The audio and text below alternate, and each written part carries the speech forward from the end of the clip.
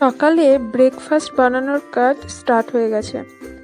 মা রান্নাঘরে চলে গেছে আর যথারীতি আলু ভাজা, ছোলার ডাল সিদ্ধ করা, এগুলো সব মা করছে। আমি এবার ঢুকবো আবার।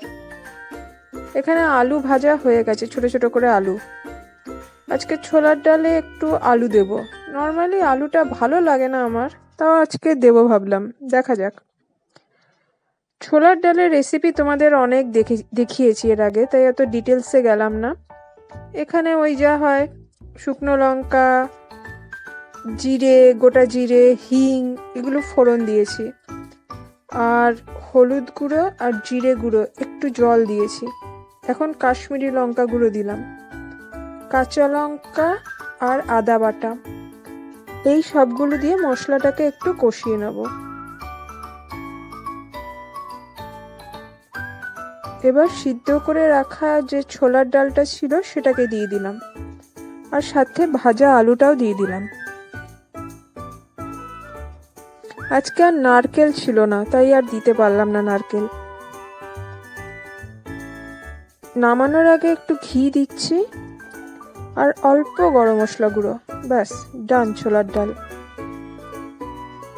ময়দা আগের থেকে মেখে রেখেছিলাম, আর কড়াইশুঁটির কচুরি বানাবো, তাই মটরশুঁটিটাকেও সিদ্ধ করে ভালো করে পেস্ট করে রেখেছি। এবার এটাকে পুর হিসাবে ভরবো। কড়াইশুঁটির কচুরি রেসিপিও তোমাদের আগে দিয়েছি, তা আমি লিঙ্ক ডেসক্রিপশনে দিয়ে দেবো। এরকম ছোট ছোট লেচি করে বলের মতো করে নিয়েছি পুর ভরে। এবার একটু বেলে নেব লুচিটাকে। ডান, লুচি বেলা আমার। মা এখানে কড়াইশুঁটির কচুরিগুলো ভাজছে।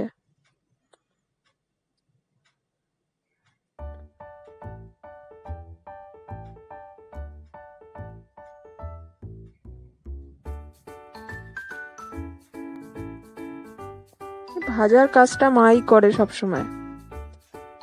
ডাল রেডি, ছোলার ডাল। তো আমি এই বাটিটার মধ্যে আমার জন্য একটু নিয়ে নেব, আর এই যে ফুলকো ফুলকো কড়াইশুঁটির কচুরি আমার জন্য কয়েকটা নিয়ে নেব।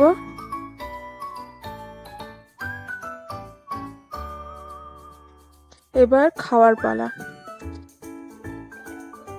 সকালের ব্রেকফাস্ট করে এবার ছুটবো বাগানের দিকে, তারপর আবার দুপুরে রান্না আছে।